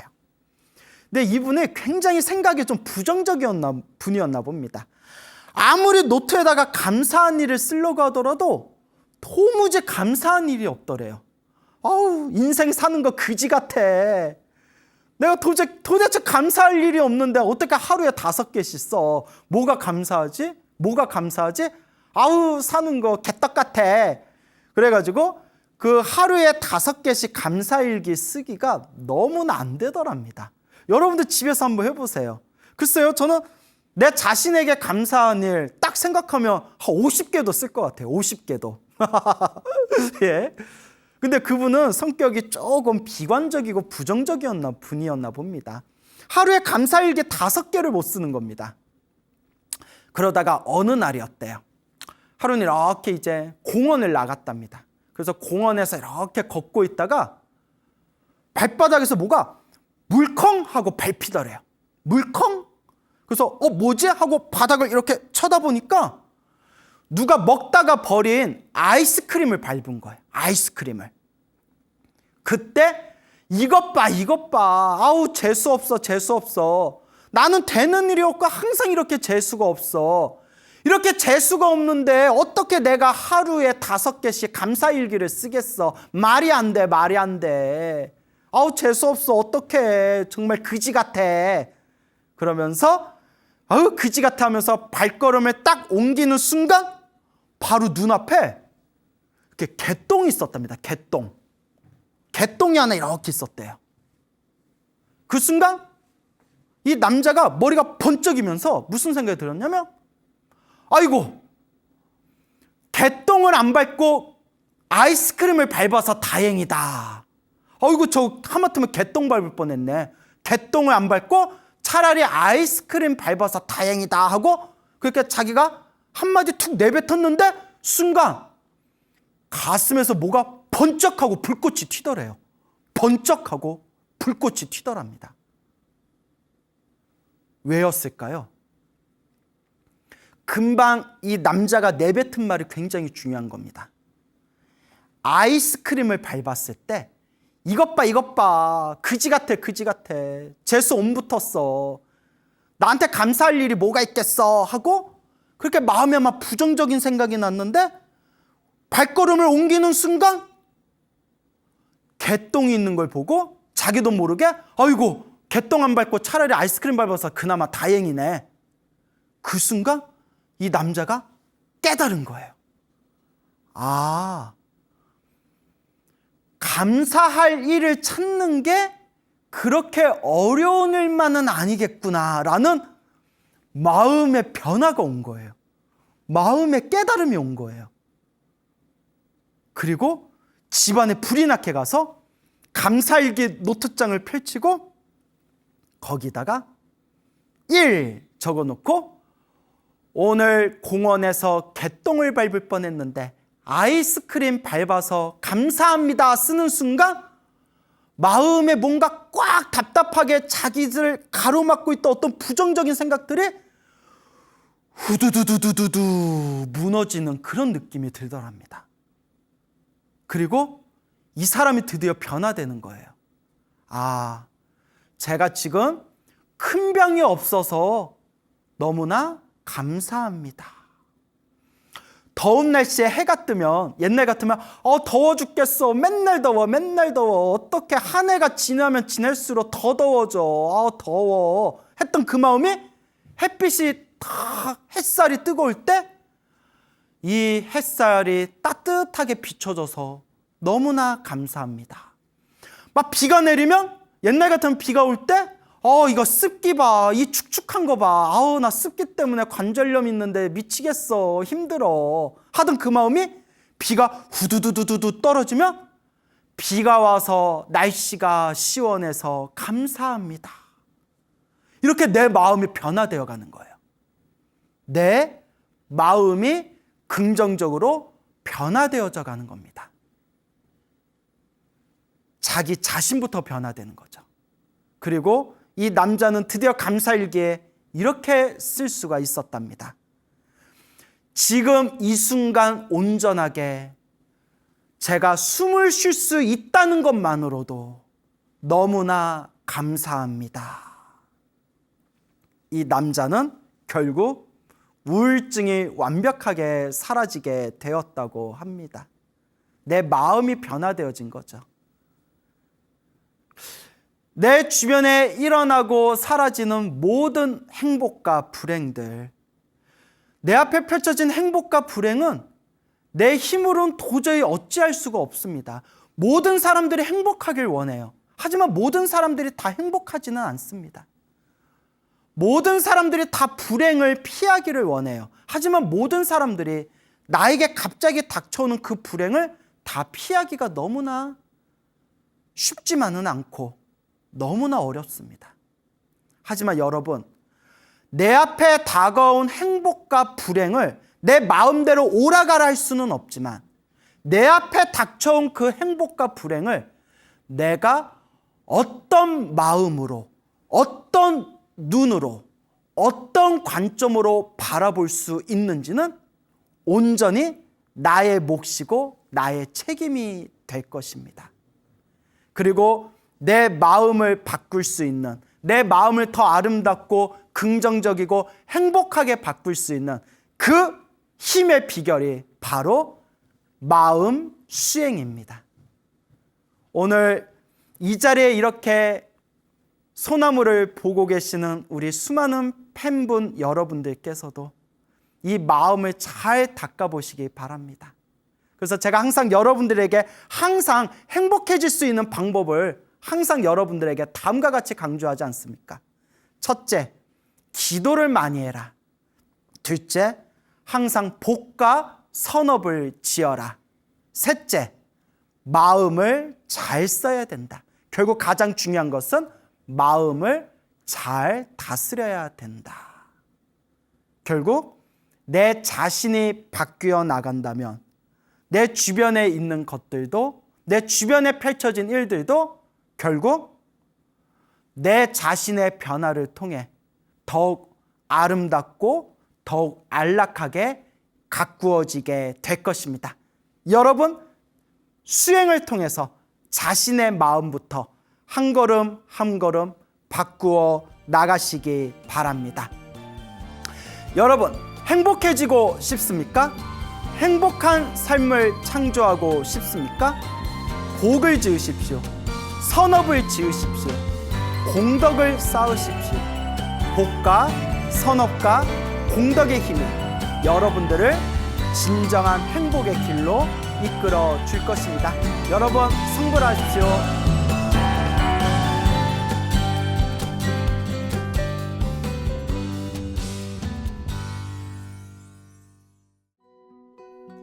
안녕하세요. 소중한 나 무한행복 광호스님입니다. 오래전에 소나무에서 방송되었던 화제의 이야기가 하나 있었는데요. 혹시 우리 소나무 애청자분들 기억하실런지 모르겠습니다. 그 예전에 소나무에서 제가 소개했던 내용 중에 하나인데, 그 어느 젊은 청년이 한 달에 여러 번, 일주일에 거의 대여섯 번을 항상 가위에 눌리고 항상 우울하고 괴롭고 힘들었는데, 지장보살 연부를 열심히 해가지고 큰 가피를 받았던 그런 젊은 청년 불자의 이야기를 여러분들에게 들려드렸습니다. 혹시 기억나십니까? 저는 지장기도를 하고 있는 청년 불자입니다. 제가 광우 스님을 알기 전에는 정신적으로 많이 허약하고 불안한 삶을 살고 있었습니다. 그러다가 우연한 인연으로 2013년에 광우 스님을 처음으로 뵈었습니다. 스님 법문을 듣는 순간 부처님 가르침을 이리 쉽고 즐겁게 배울 수가 있구나 충격을 받았습니다. 저의 마음에 확 하고 와닿으신 분은 지장보살님입니다. 제가 지장보살님을 사랑하고 존경하는 이유는 지장보살님께서 지옥까지 직접 가셔서 지옥의 중생을 구제하시는 그 자비로우신 모습에 반했기 때문입니다. 광우 스님을 만나고 6년이 지난 지금은 이제 남부럽지 않게 평온한 마음으로 살고 있습니다. 불교를 만나기 전의 모습과는 도저히 비교할 수 없는 엄청난 발전입니다. 기도를 너무 욕심을 내서 하려고 하지 말고 조금씩이라도 일단 기도를 시작해 보세요. 시작은 작을지 몰라도 기도의 맛을 보시며 엄청난 힘을 경험하실 겁니다. 그 청년 불자의 어머니 되시는 분께서 저한테 또 감사의 편지를 보내오셨습니다. 그래서 내용이 너무 좋아서 오늘 우리 시청자 여러분들에게 이 소중한 편지의 내용을 들려드리고자 하니 한번 잘 경청해 보시기 바랍니다. 스님, 안녕하세요. 찾아뵙고 감사하다는 인사를 해야 되는데 지면으로 감사하다는 말을 하게 되었네요. 아들이 자신의 이야기를 스님이 소개해 줬다고 저에게 메시지를 보내주더군요. 저의 눈물이 흘러내리더군요. 슬퍼서 우는 눈물이 아니고 기뻐서 또 아들이 힘든 여정을 기도로 잘 이겨내서 고맙고 감사함에 눈물이 나더라고요. 스님, 정말 고맙고 감사하다는 말을 말로 다 표현할 수가 있을까요? 집에만 있고 나가지도 않고 밤낮이 바뀌어 낮에 자고 일상생활이 뒤죽박죽이었지요. 벼랑간 아버지를 잃고 서로가 힘든 시기이기에 그냥 엄마로서 바라볼 수밖에 없더라고요. 누구에게도 말할 수 없고 가슴앓이하며 아들이 자는 방에 삼배를 하면서 속으로 되뇌이기를 언젠가는 툭툭 털고 일어나 잘할 거야, 잘 될 거야 하며 다란히 기도를 앉으나 서나 잠잘 때도 외우고 그러면서 저 자신도 마음의 안정을 찾고 절에 열심히 다니고 봉사도 하였습니다. 그러는 사이에 저도 모르게 아들이 인터넷에 청년회를 찾아서 본인 스스로 절에 다니기 시작하더군요. 그러다가 광우 스님의 인연으로 저희 아들이 제대로 신행생활을 잘할 수 있게 되었습니다. 불교를 만나기 전에 아들은 남 앞에 잘 서지도 못하고 말도 잘 못하고 불안해하고 늘 죽고 싶다, 우울하다, 무섭다 말하면서 매사에 자신이 없었어요. 잠을 자다가 아들의 가위 눌리는 소리에 놀라 저도 많이 힘들었어요. 어떻게 살아야 될지 정말 눈물밖에 안 나오더라고요. 다시 마음을 다잡고 그래, 부처님 빽이 있는데 무슨 걱정이냐, 나 자신을 위로하면서 기도하고 봉사하고 하다 보니 아들에게 좋은 일이 생기는 것 같더라고요. 지금은 아들이 불안해하지도 않고 우울해하지도 않고 밝고 명랑하고 또 당당하고 죽고 싶다는 말 대신 지금은 행복하다는 말을 하더라고요. 지금 광우 스님을 만나지 않았으면 우리 아들 삶은 어떻게 되었을까? 스님께 감사하고 고맙다는 말밖에 할 말이 없습니다. 저와 아들은 모자이기 전에 든든한 저의 도반이랍니다. 도반 같은 아들이 있어 정말 너무 행복합니다. 명예복, 재물복 같은 가피도 있겠지만 그런 가피보다도 더욱 큰 가피를 입은 것 같습니다. 이제 바람이 있다면 부처님의 자녀로 건강하게 불법을 널리 포교할 수 있는 모자가 되고 싶습니다. 어느 날 식탁에 마주 앉아 밥을 먹다가 아들 눈을 보게 되었습니다. 전에는 눈에 힘이 없고 자신도 없어 보이는 눈빛이었는데 아들이 기도하고 나서는 순간적으로 아들의 눈이 부처님 눈처럼 보이더라고요. 아, 지금 우리 아들의 눈빛이 부처님 눈빛인데 그때는 왜 아들의 그 눈빛이 그렇게 불안하고 흐리멍텅해 보였을까? 말로 다 표현할 수 없지만 광우 스님께 삼배 드립니다. 정말 감사합니다. 광우 스님 말대로 꾸준히 열심히 기도하며 가피를 입으니 주변 분들에게도 진실되게 꾸준히 기도하면 좋은 일이 있다고 자신 있게 말할 수 있을 것 같아요. 스님 항상 건강하세요. 감사합니다.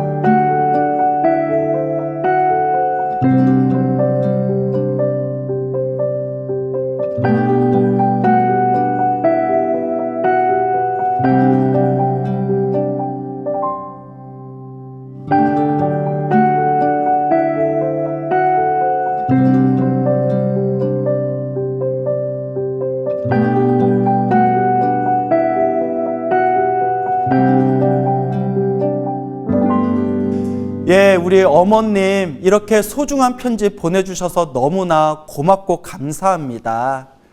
네, 우리 불자님께서 저한테 편지 내용 중에 광우스님 너무나 고맙습니다. 광우스님 너무나 감사합니다. 라고 하셨는데 아닙니다. 절대 아닙니다. 이거는 온전히 우리 보살님의 자제분께서 우리 보살님의 아들님이 열심히 기도하고 열심히 염불하고 열심히 복을 지었기 때문에 자기 자신이 얻은 공덕의 힘이지 저는 아무런 힘이 되어주질 못했습니다. 오히려 저는 우리 보살님의 아들님이 이렇게 부처님의 가르침을 의지하고 기도하고 선업을 짓고 공덕을 쌓았고 이와 같이 자신의 운명을 아름답게 바꾸어 나가는 그 모습에 오히려 제가 더 환희심이 나고 오히려 더 큰 신심을 얻었습니다. 오히려 제가 더 감사해야 될 것 같습니다. 이 편지 내용을 보신 우리 불자님들께서도 꼭 명심하시기 바랍니다. 제가 주변에 소나무를 통해서 인기를 많이 얻다 보니까 많은 분들이 저를 찾아와서 상담을 받으시려고 합니다. 근데 제가 정말 드릴 수 있는 이야기는 이거밖에 없습니다. 열심히 기도해라. 항상 복을 지어라. 그리고 평소에 마음을 잘 써라. 아마 소나무를 오랫동안 보고 오랫동안 이 소나무를 경청해 주신 우리 불자님들께서는 이미 귀에 딱지가 앉을 정도로 저의 이 세 가지 이야기가 깊숙이 머릿속에 다 각인이 되었을 겁니다. 기도해라. 복을 지어라, 마음을 잘 사용하여라. 이 세 가지가 자신의 운명을 바꿀 수 있는 가장 강력한 힘입니다.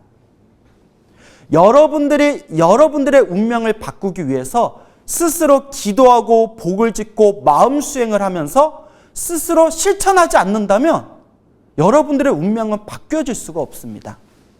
마음 밖에서 구하지 마세요. 아무리 스님을 찾아와도 본인이 기도를 하셔야 됩니다. 아무리 절에 찾아와도 본인이 스스로 선업을 짓고 공덕을 쌓아야 됩니다.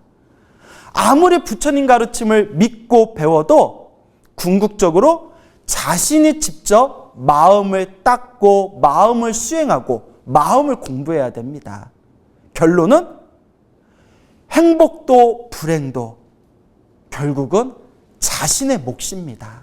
자신의 책임입니다. 자신의 의무입니다. 편지 내용에서 이미 여러분들이 들어보셨겠지만 이 아들이 맨날 이제 눈빛이 흐리멍텅해지고 낮과 밤이 바뀌고 평소에 모든 일에 자신이 없고 밤마다 가위에 눌리고 어머니 가슴이 얼마나 찢어졌겠습니까? 근데 이 보살님의 편지 내용에서 이야기했죠. 항상 매일 아들을 향해서, 아들이 자고 있는 방을 향해서 삼배를 올렸다. 너와 나의 인연은 좋은 인연이든 나쁜 인연이든 결국 내가 맺어놓은 업보의 인연입니다. 우리는 그것을 업연이라고 하죠. 부모 자식지간에, 부부지간에, 혹은 내 앞에 펼쳐진 모든 인연이 결국 내가 지은 업보의 인연입니다. 좋은 인연도 있고 나쁜 인연도 있겠죠. 어머님께서는 평소에 절에 열심히 다니고 스님들의 법문을 많이 들으셨기 때문에 당신이 어떻게 대처해야 되는지를 정확히 아셨던 것 같아요. 아들을 향해서 짜증내거나 아들을 욕하기보다는 아들이 자고 있는 방에서 절 3배를 올리면서 잘 될 거야, 잘 될 거야. 아들을 향해서 축원을 하고 매일매일 다란이 기도를 외우면서 앉으나 서나 잠이 들어서도 항상 다란이 기도를 외우면서 마음의 안정을 되찾고 절에 가서도 봉사활동을 하면서 복을 지으려고 애쓰고 그렇게 축적되었던 나의 복과 선업과 공덕과 기도의 힘이 아들을 바꿔줄 수가 있었던 겁니다. 갑자기 불교에 관심 없었던 아들이 어느 순간에 자기가 직접 인터넷에서 청년회를 검색하고 청년회에 나오기 시작하면서 우연히 광울 스님을 또 만나게 되고 또 광울 스님이 차 한잔 하자 하면서 기도를 열심히 해라, 연부를 열심히 해라 라고 권하였을 때 스스로 기도하고 연부하고 복도 지으면서 스님들 법문을 가까이 하면서 자신의 운명을 바꿀 수 있었던 것. 이거는 어머니의 믿음의 힘이었고 또 우리 아들분의 성근의 힘이었다고 저는 자신 있게 말할 수 있습니다. 아무리 광울 스님에게 찾아와서 광울 스님과 상담을 받아도 운명이 바뀌어지는 건 아닙니다. 제가 평소에 수많은 사람들한테 기도해라, 연불해라 굉장히 잔소리를 많이 했지만 실제로 꾸준히 열심히 하는 분들은 생각보다 많은 것 같지가 않습니다. 그런데 정말 제 이야기를 듣고 그래, 스님이 하라는 대로 한번 해보자. 꾸준히 열심히 기도해서 불보살의 가피를 확연하게 증득하신 분들이 제 주변에 굉장히 많습니다. 여러분, 자신의 운명을 바꾸는 것은 결국 자신의 몫입니다. 밖으로 다니지 마세요. 누군가 사람의 의지에서 자신의 운명을 바꾸려고 하지 마세요. 좋은 일도 나쁜 일도 내가 지었던 업의 흐름이라고 보았을 때 내 나빴던 업의 흐름을 아름답고 좋은 쪽으로 바꿀 수 있는 것은 내 수행의 힘입니다. 수행하세요.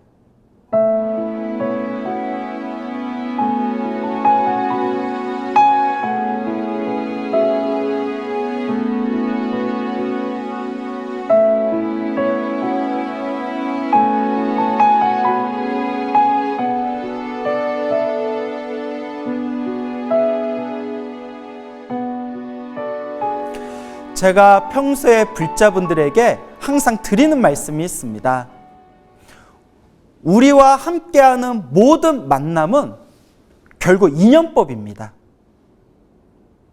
그런데 내가 지은 이 거대한 인연법에도 위로는 부모님, 아래로는 자식, 옆으로는 형제 자매나 평소에 자주 만나는 친구들, 그리고 부부관계.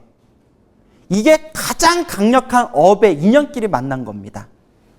부모님이나 자식, 부부관계, 형제자매나 친구들. 평소에 내가 살아오면서 나와 만났던 그 수많은 사람들의 만남의 흐름을 가만히 살펴봤을 때 내가 전생에 복을 많이 지었나, 내가 전생에 박복하게 살았나 스스로 판단해 볼 수가 있습니다. 내 주변에 있는 사람들이 과연 나에게 어떻게 대했는가? 내 어렸을 때 부모님은 나를 어떻게 대했는가? 내가 낳은 자식들이 나한테 어떻게 대하는가? 나의 부부관계는 어떠한가? 나의 형제 자매나 나의 친구들이나 생활 속에서 자주 만나는 사람들이 나에게 어떻게 대하고 있는가? 좋은 인연도 있을 것이고 좋지 못한 씁쓸한 인연도 있을 겁니다. 그런데 불교는 놀랍게도 그 좋은 인연이든 나쁜 인연이든 결국 자기가 지은 거라고 합니다. 어떤 분은 억울하다고 합니다. 스님, 전생에 기억도 안 나는데 기억도 나지 않은 내 업 때문에 내가 왜 이런 사람들을 만나야 됩니까? 기억이 나지 않다 하더라도 내가 지은 업의 인연이 내가 기억을 하지 못한다 해서 허공에 사라지는 게 아닙니다.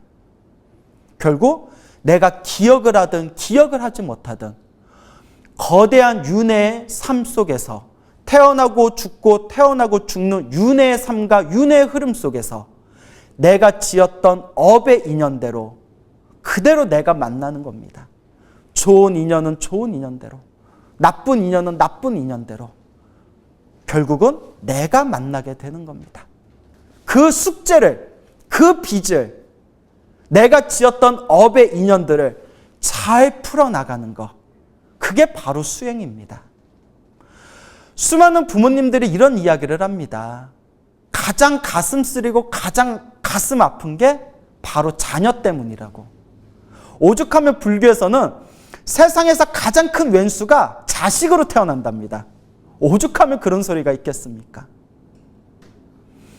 여러분들을 힘들고 괴롭게 하는 사람이 있다면 그 힘들고 괴롭게 한 그 사람을 향해서 마음으로 이렇게 생각해 보세요. 아, 내가 전생에 저 사람한테 큰 숙제가 있었나 보구나.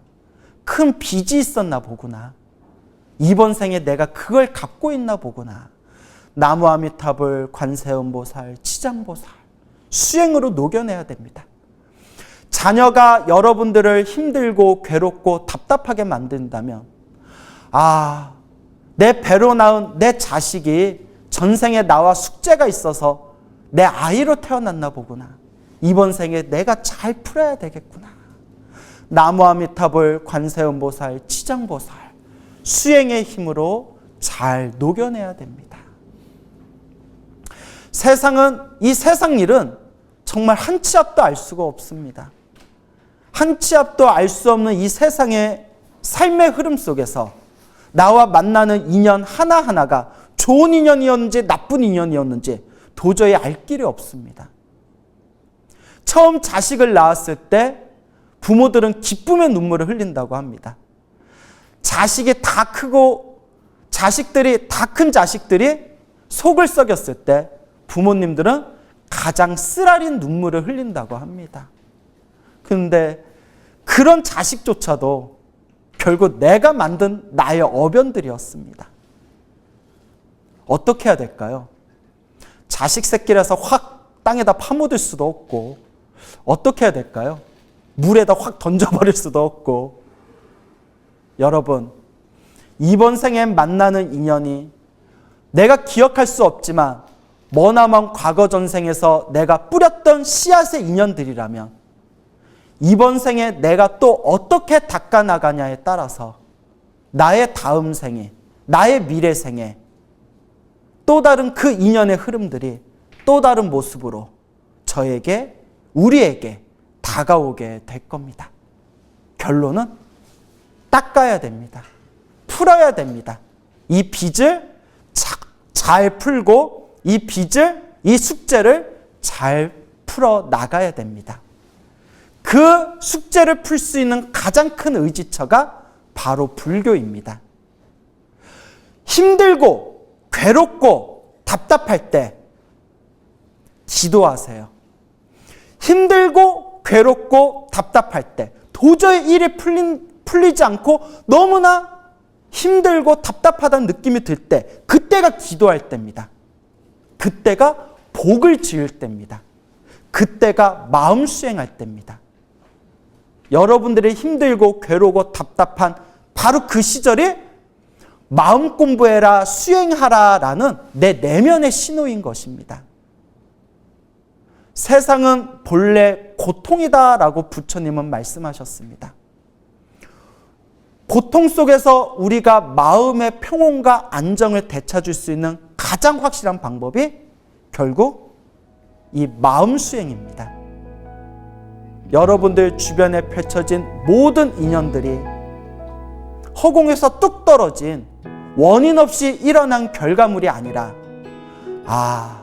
좋은 일이든 나쁜 일이든 좋은 인연이든 나쁜 인연이든 결국 내가 지은 업의 인연들이구나 라는 것을 명확하게 꿰뚫어 볼 때 여러분들 내면에서 그래, 이번 생에 수행하면서 이번 생에는 내가 한번 잘 닦아보자 라는 내면의 확고한 수행의 믿음이 꽃을 피우게 되실 겁니다. 여러분, 행복해지고 싶습니까? 행복한 삶을 창조하고 싶습니까? 복을 지으십시오. 선업을 지으십시오. 공덕을 쌓으십시오. 복과 선업과 공덕의 힘이 여러분들을 진정한 행복의 길로 이끌어 줄 것입니다. 성불하십시오.